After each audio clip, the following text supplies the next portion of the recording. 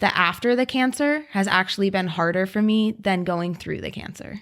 That's fascinating. Is it because of expectations? Yes. And now for something completely different. Welcome to Surrounded by idiots. Radio Podcast.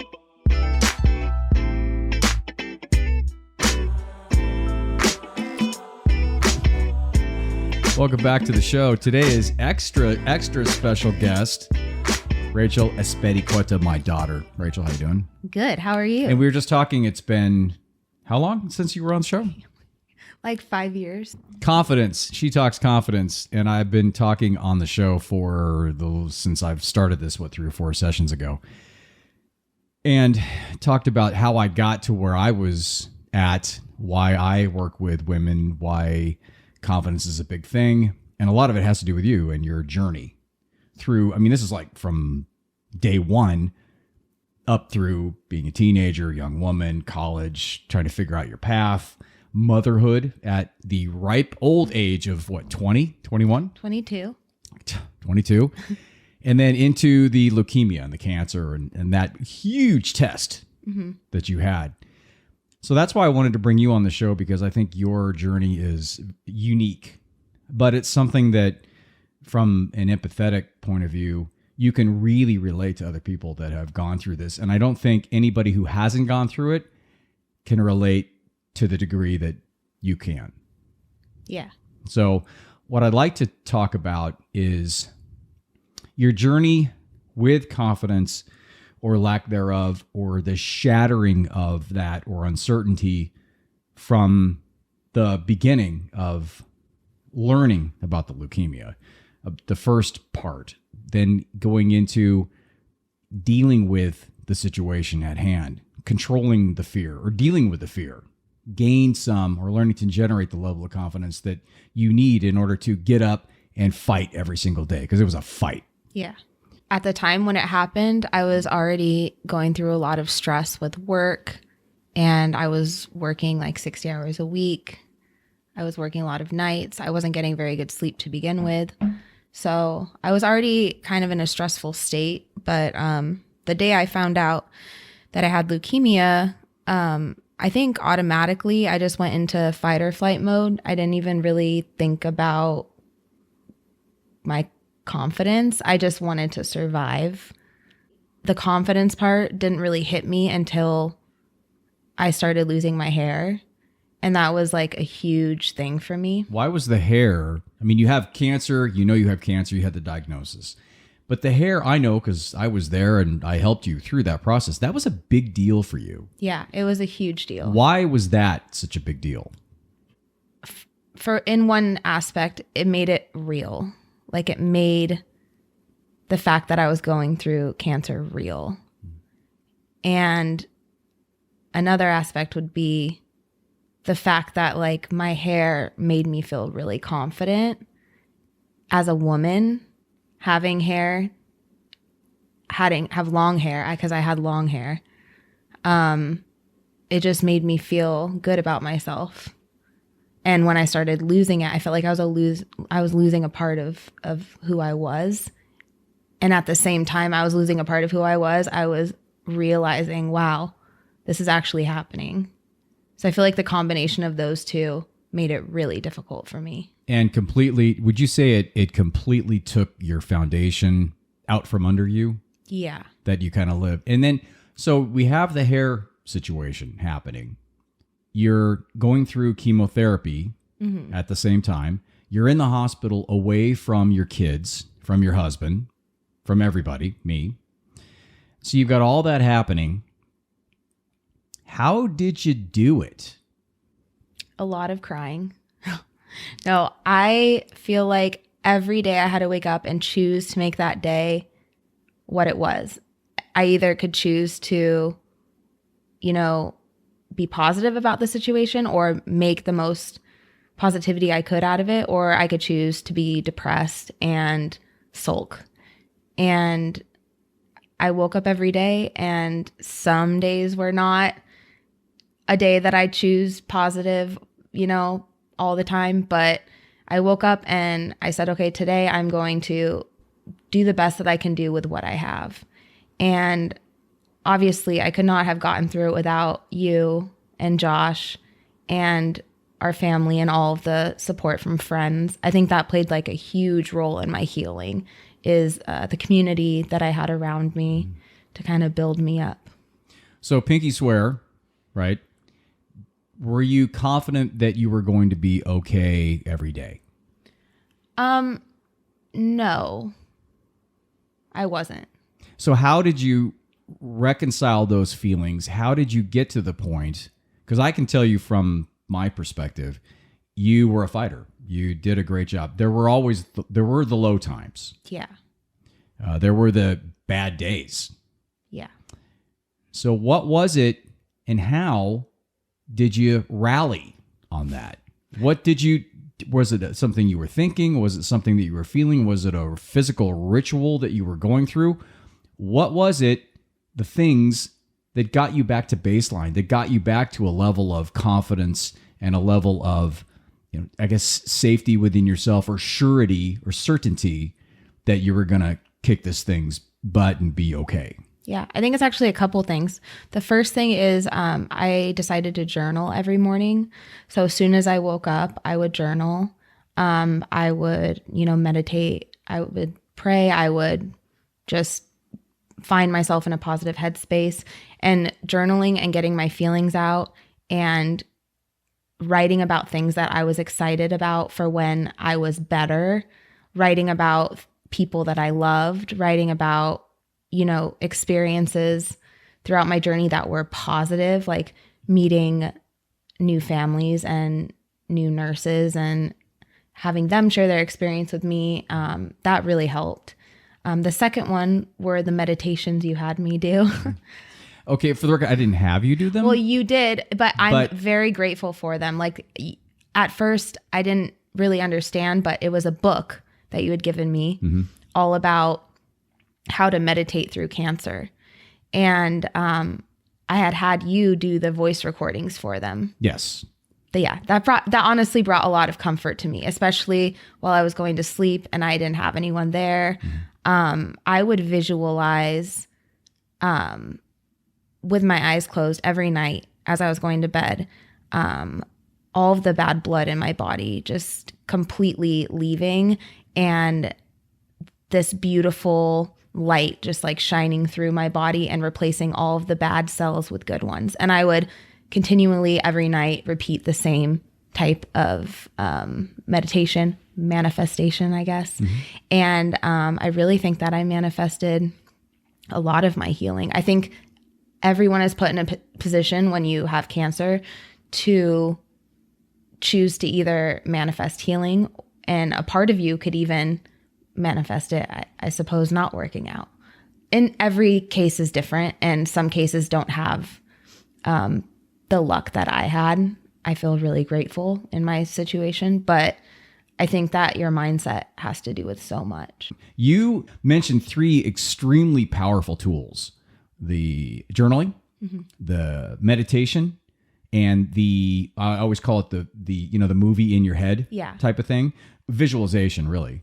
And if you can combine those 3 things, or at least use 1 or 2 of them, it's incredible how powerful that is to reframe your mind. Because ultimately, all we're talking about when we're talking about confidence, like true confidence, not like confidence, like I call it lowercase c confidence, which is just situational. If you don't know how to play the piano and somebody puts you in front of a piano, you're not going to have any confidence because you're not competent in the piano. But true confidence is the essence of it's the embracing of your true self without any, warts and all. Yeah. Working with that, with the movie in your head, it's key, because if that is not on the right track with you being true to yourself, if that's something that is going to play like a horror movie in your head, or worst case scenario, you're being inconsistent with who you are, number one. And the second thing is, you'll manifest that. Not exactly, right? Because it's not like the things you think in your head, all of a sudden they come true. That negative energy, and if you keep running that in your head over and over and over, it impacts every thought process and every decision, and then ultimately every action you take. Yeah. So you could have easily gone way down in the dumps sitting at the hospital. And I know you did on certain days. Oh yeah, it was not all peaches and cream. No. And I do recall a couple times being there to where there was some good news. Yeah. There was some improvement. And then there was a downslide. Yeah. And then you had to handle not only the bad news, but feeling terrible. Did you continue to play the movie, that good movie in your mind during those times? The night I was admitted to the hospital, I got assigned my first oncology nurse, and her name was Lonnie. And she took my hand and sat down next to me, and she was actually a stage 4 lymphoma survivor herself, who stayed in that hospital during her treatment and then decided she wanted to work there and help other people. And she took my hand and said, you have one of two options. You can choose to be a victim, or you can choose to be a fighter. And that will determine how the story goes for you. And I will never forget it. It is constantly in my head, not just from that, perspective of fighting cancer, but I take that with me wherever I go now. And I tell that to myself all the time in different situations. Do you consider that a pillar of your confidence? It's a huge pillar of my confidence. So given your experience, and maybe give everybody an update now in terms of how long has it been and how you're doing, and do you still deal with down times? Yeah. Based on that. It's been almost 4 years.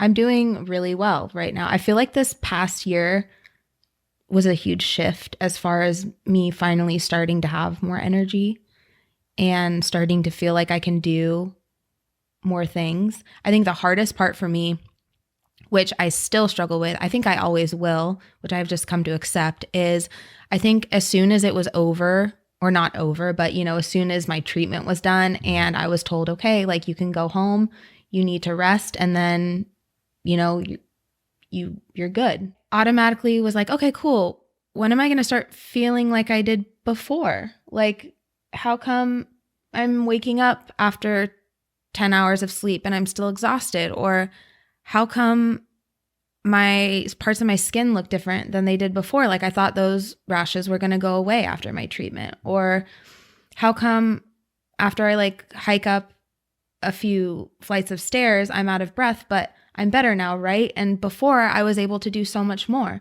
So I was constantly comparing my new healed self to my prior healthy self. And that was and is the hardest part, I think, for me. The after the cancer has actually been harder for me than going through the cancer. That's fascinating. Is it because of expectations? Yes. Having confidence in terms of who you are now versus who you used to be, and shedding those expectations. How do you do it? Slowly. It was hard at first because my body had changed a lot. I was put straight into menopause. So that for a woman is life-changing in itself. So menopause at 30, basically. Yeah. It took a lot. I would choose parts of myself that I loved every day, and I made a plan of how I was going to work on it. And things don't happen overnight, and I definitely have not been able to bounce back like I was my prior self, but I'm learning to accept and love the parts of myself that are healthy. I'm learning to love and accept the parts of myself that are not perfect, because my body got me through one of the hardest things anyone could go through in life. And I'm here. And I think that in itself is a huge win and boost of confidence. What would be your most valuable nugget of advice that you would give somebody that's not just going through a severe cancer issue, that is up against something huge in her own life and is starting to have those doubts or having unrealistic expectations and can't dig out of where she's at? I would say first baby steps, because it's really important to know that this is not a sprint, it's a marathon. And it will get better. That's what I would tell them. I think like when you're in that situation, you think that what is what is, and nothing's going to change. And like, oh man, I started going to the gym again, but my body's not changing. Why is that? Well, I have a bunch of other things my body's trying to deal with at the same time. So, or like, am I ever going to feel energized again? I would, if someone's going through something similar, I would just say to keep showing yourself compassion and love, to find little things in every day that bring you joy, because that's so important. And to work on visualization to help you get to where you want to go. The one thing that I and Josh, your husband, we worked on a lot was to support you getting to that and being okay with being sick, being okay with being in the hospital, being okay with not being around your kids, being okay with not being able to do the things that you have expectations that you should have been doing at that time. Right. That was the key, is to get you to accept it, surrender to the process, surrender to what is, and just be okay with it. And then, like you said, take the baby steps out. Yeah. And start working on it. I also didn't mention that laughing helps a lot. Playing games helped a lot. I didn't mention those things, but I honestly, as crazy as it sounds, I feel like I laughed as much as I cried in the hospital. We had some good We tried. laughs. Yeah, we tried. Yeah, that was the point. That was, that was my role in going there, was obviously to kick it, just be somebody in the room, go back and forth. And eat my food. Watch shows. Yeah, they had great coffee, and you wouldn't eat all your food. I didn't want it to go to waste. It was great. So I figured, why not? But keeping the spirits up, the energy up. Yeah. And also continually supporting you in your stuff. Yeah. And not sugarcoating it, not glossing over it. That's a huge thing. I think that when supporters get in and there's a situation like this, or you have your best friend or whatever, and they gloss over things, or they keep telling you, oh, you're great, you're amazing, you're going to be great. But it makes it worse sometimes. Yeah. Instead of just acknowledging the fact that the person is where they're at, supporting the person as they are. Yeah. Warts and all, in their stuff. And understand and allowing them to know that you're there for them. Right. Period. Mm-hmm. And I think with that's the key thing in terms of being from a supportive aspect, from a best friend or a dad or a family aspect. Right. Yeah. So is there one ritual or one habit that you feel as though is very effective to get the mind right, like right from the get-go at the beginning of the day? Visualization.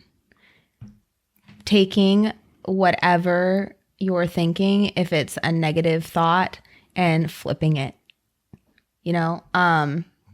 Instead of, oh man, I feel like crap this morning. I bet you today is just gonna suck. Saying, oh, I feel like crap this morning, but today's gonna be an awesome day because I'm going to see some people that I love.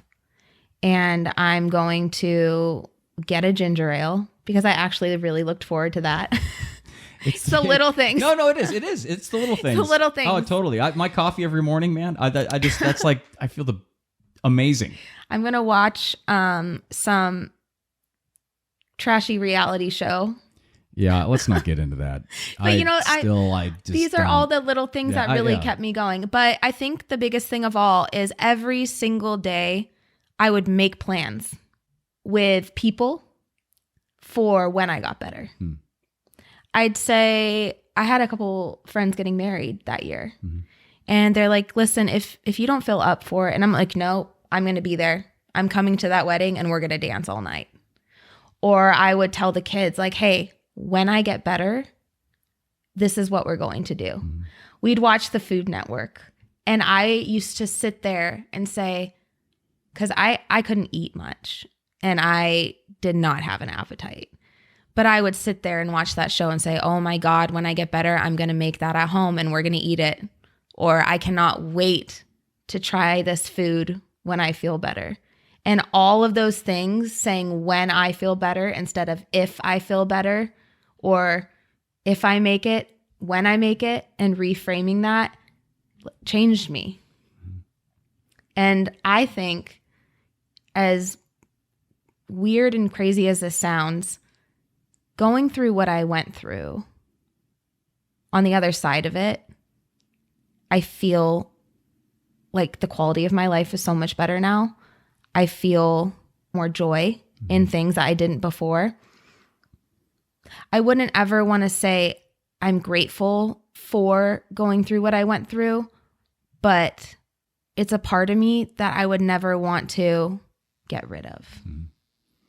Which makes a lot of sense, because you never want to be grateful that you had cancer, right? Right. It's kind of a way to compartmentalize it to it did, and you did. Yeah. And it is a part of you, and it continues to be a part of you. A lot of people try to just push it in a box and bury it forever, but you can't. It will always be there. Right. It'll And always you be have there. to figure out a way to work through it. Acknowledge it. And my analogy's always been, it's like, going into the room of memories, and every time you go in there to get one, it's dark and you trip over this box. Yeah. And you keep tripping over this box, and it keeps interrupting things, and it keeps being a nuisance to you. Yeah.